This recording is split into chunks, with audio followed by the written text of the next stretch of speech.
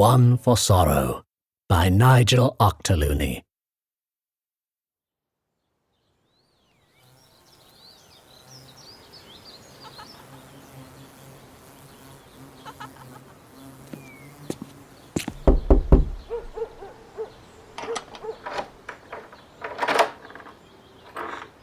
Hello. Oh, hi. I'm Bryony. We've just moved next door. Oh, yes. I think I seen your fella the other day, carrying wood in. Yeah, that would have been Simon. Floorboards, probably. There's quite a few need replacing. Oh, rotten, are they? Why, we're all open for an age. The damp's bound to have got in. No, actually, there's some gouges in the floor in some place. It's the kind of thing that will never sand out. Really deep, like someone was trying to carve something. All right. Oh, well, there would have been all sorts gone on in there down the years when it stood empty. I never thought they'd sell the place. Didn't know there was anyone left who had the right to sell it. So, you doing it up yourself, are you? Yeah, we're gonna try to do it ourselves. We did have a builder, an odd job man really. He were meant to be helping us out, but he's done a runner by all accounts. He left his tools. He left the front door wide open. We showed up, no sign of him. Found out later he owed a lot to a lot of people, so he's probably lying low somewhere. Simon's all right at most things though, but we'll have to get an electrician. There's something going on there Simon can't get a hold of. But anyway, I just wanted to introduce ourselves. There'll be a truck tomorrow dropping off plasterboard. A lot of plasterboard. There's holes all over. If it's in your way at all, just let us know. It won't get in my way, love. I got no car, and I mostly stay in. Except when I'm out the back. You lived here long? Oh, I've always lived here, love. Always. I was born in the front bedroom in 1942. I lived a couple of streets over with my Joe in the 60s for a bit when I was young, but it didn't work out. So I moved back in. So you'll know about the history of the house. It's older than the others in the street, isn't it? Oh, yeah, a lot older. It was here when all round here was woods. But that's all I know. Sorry. I keep myself to myself. Oh, that's okay. I know someone died there. I'm interested in the local history. I was wondering if you knew any more. Not much, I don't think. Oh, you'd best come in. I'm Barbara, by the way. Babs, if you want.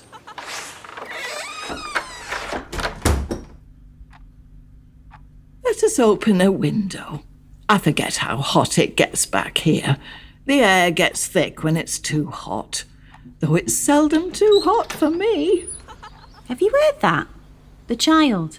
Oh, that? That's not a wheon.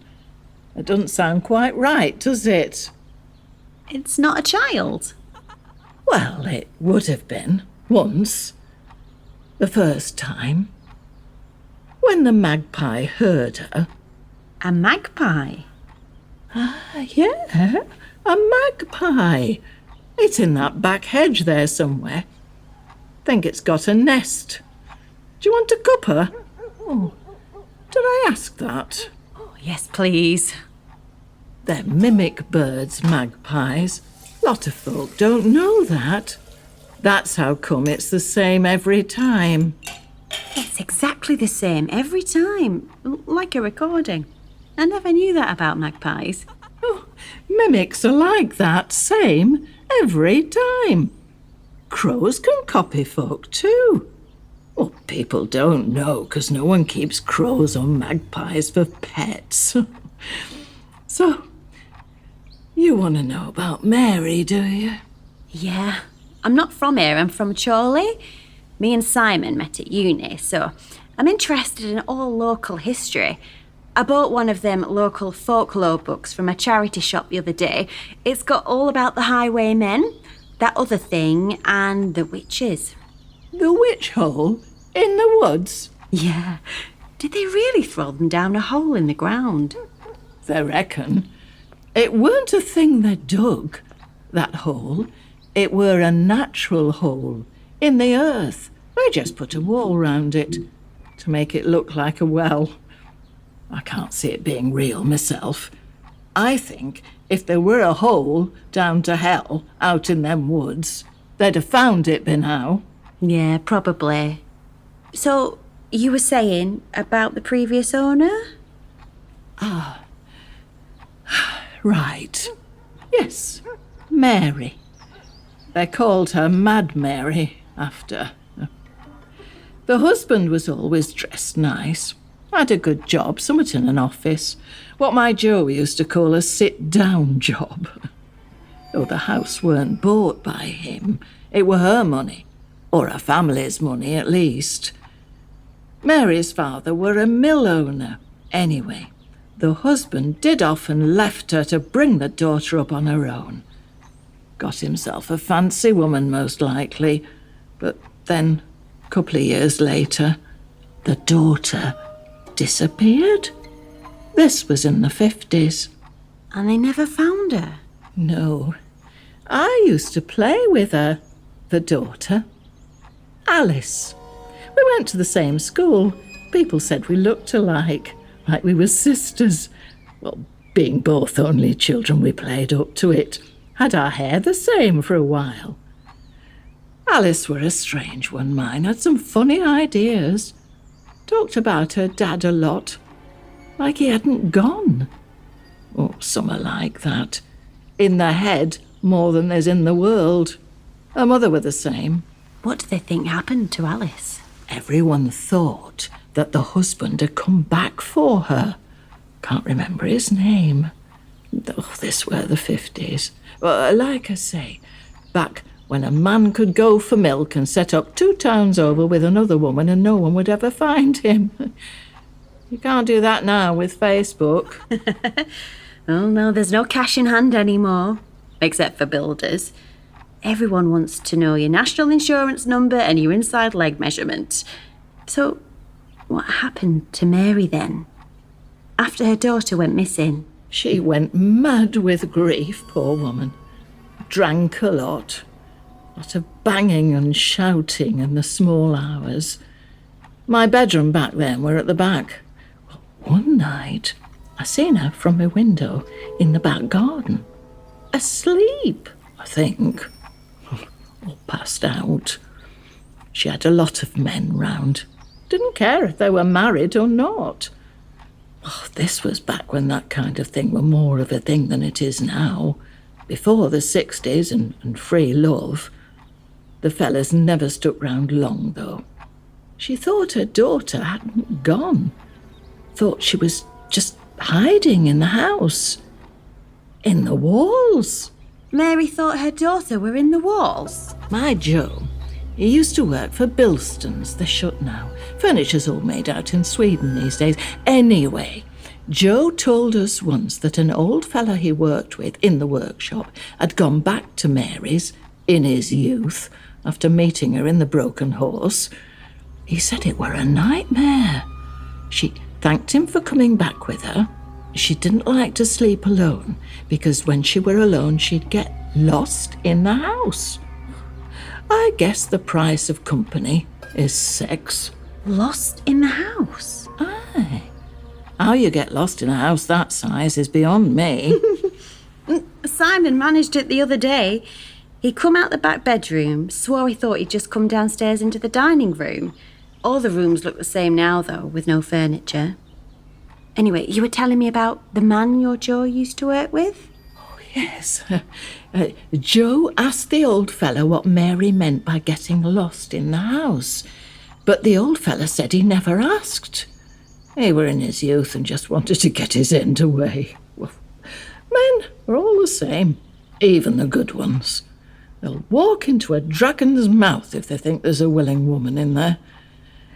Anyway, apparently they was halfway through the act when there's a scratching in the wall. Mary leaps off and runs to the wall shouting, "I'm here, baby." And then she tells the fella to let her daughter out the wall. The fella says that there ain't no kid in the wall. There's no space for that. That'll just be a rat. Well, then Mary starts screaming at him to let her kid out, hitting him too, saying the house eats people, and to smash a hole in the wall and let her Alice out. The pair of them still naked, mind. And naked, he ends up having to bust a hole in the bedroom wall with a chair, while Mary claps and laughs and dances, excited to see her Alice again. Jesus. Aye. Well, talk about putting a damper on things. Well, when Mary seen Alice weren't in there, she got angry at the fella for not being fast enough and kicked him out, half-dressed. On his way out, the fella reckoned he looked back up the stairs and saw a man there, at the top, in a black suit. But it were dark, so he says he couldn't be sure. There are rats in the walls, though. I heard something the other day.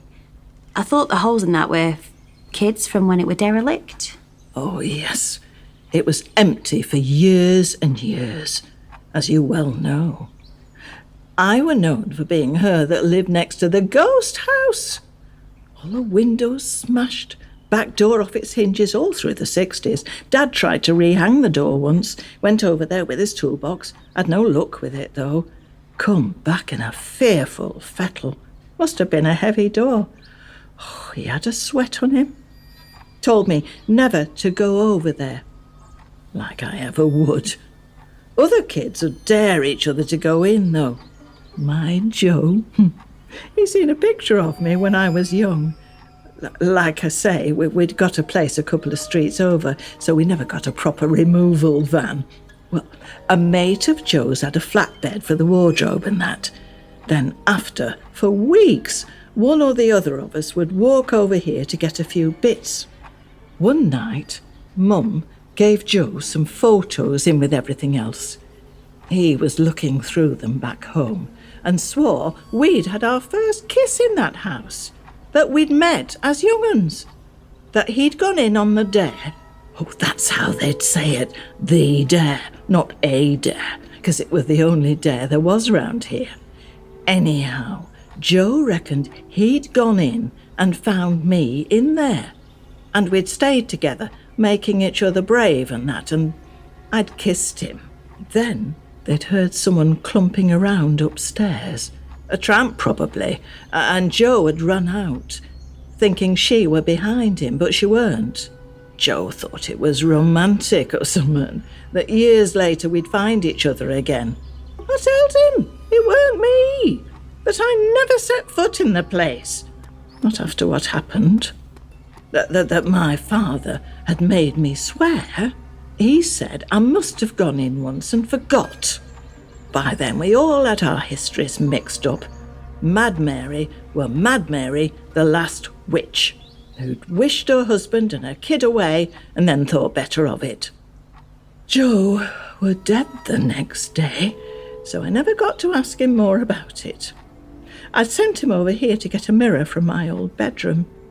That mirror never left the hook it still stands on even now. He never showed up. I come round here to see what was taking so long. Well, he were never one for getting caught up talking or out like that. I found him in the street, on his back, eyes wide open, lying like only the dead can lie comfortably. The look on his face. Heart attack, the doctors reckon, even though he were only in his 20s. His shirt were ripped open. I wondered about that. They said he probably done that himself, trying to get his breath. Well, I come home after that. Back here. I can see where he died from the room I were born in. There's a pain in that, but I don't want to leave me. Sometimes I look out just to feel the pain again. It's realer than the memory. I'm sorry to hear that. Oh, there's too much history round here. It gets too mixed up. Tommy Blake went in your house once on the dare, come running out, his back all scratched up. Said the beast were in there and tried to have him. The boys laughed at him for crying and wetting himself and said how he must have caught himself on a nail or what have you, and everyone knows the beast is in the wood, and how's it get from there to here? Tommy weren't shifting on that, though. Swore blind it were up on the 3rd floor. Well, there isn't a 3rd floor. The beast is in that booker boat. You'd think a local legend like that would be a wolf or a black dog or something. Not an ostrich. Yeah, not an ostrich. I wish I had the book with me. The drawing looks like an ostrich with an eagle's head. That's just silly talk. The highwaymen were real. So were the witches.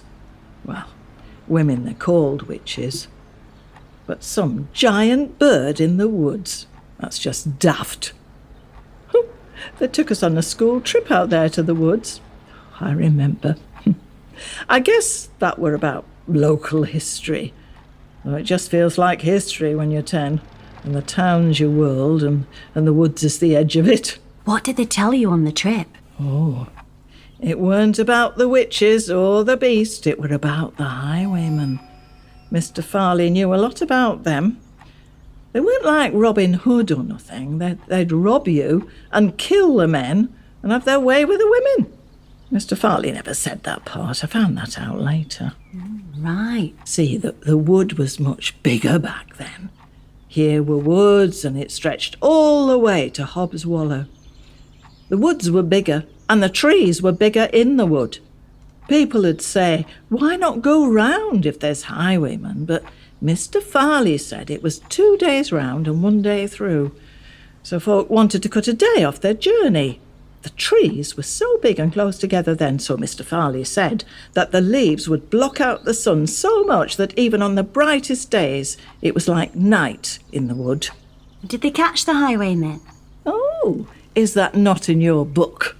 I only bought it yesterday. I haven't had a chance to read it properly. Someone caught 'em. Oh, so the story goes. Must have tried to rob the wrong man. They was found all cut up and spread about. Ripped open, like with a cleaver or something. The parts were hardly enough to make one man, but there were 2 right hands. What happened to Mary in the end? Right. Well, I was just a girl back then. My ma and pa's wouldn't say what happened to her. All I know is she died in there, the bathroom. They took the bath out, took it away with her body, because it were hard to separate the two. She were dead for weeks when they broke in, because of the smell.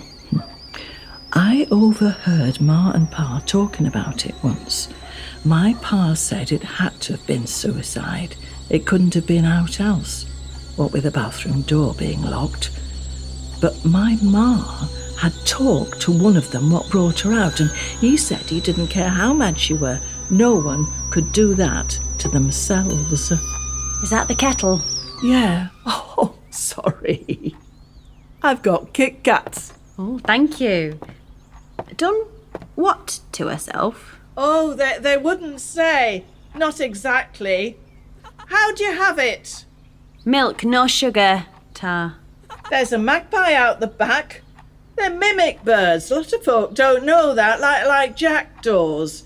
It must have heard some kids once. Or it got its tongue cut. What? Magpies are meant to carry a drop of the devil's blood in their tongues. If you cut the tongue to release the blood, then the magpie becomes capable of human speech. I've never heard that before. I just know one on its own is meant to be bad luck. Oh, where was I? Oh, yes. So, Dad wouldn't say what had happened to Mary. But you listen at doors when you're that age, and I heard him telling my ma that some animal had been at her after death. Because you don't lie there and let that happen to your face. Dad reckoned a dog must have got in, a big one like a German shepherd or something. A neighbourhood dog gets free, gets in and finds her, and doesn't see her as a person, just sees her as meat. Strange to think the owner probably found the dog later and took it back, not knowing what it had had for its dinner. It can't have happened that way. You said the bathroom door was locked. Oh, yeah, I didn't think of that. Oh, there's that magpie again. They're mimic birds, you know, like jackdaws. Oh, I've said that, haven't I? Yes. My mind's going a little. Funny though, I remember Alice's laugh like it were yesterday. And it sounded just like that. That's your phone? Yeah. It's Simon. The house has a basement, but there's no floor, it's just dirt. He says he's found some stones down there, just under the soil. Big sandstone things. Says he hasn't got all the way round, but they look like they'll form a ring. Could make for a nice water feature in the back if he can manage to bring them up. Sounds nice. Oh, I forgot the Kit Kats. This was an Evcol Entertainment Clockwork Digital Studios original production, a part of the On Another Wavelength audio anthology series, featuring the voice talents of Holly Gillanders and Maggie Turner. Written by Nigel Auchterlounie, directed and produced by Simon James Collier, series created and co-produced by Dechanel. Soundscape design by Braham.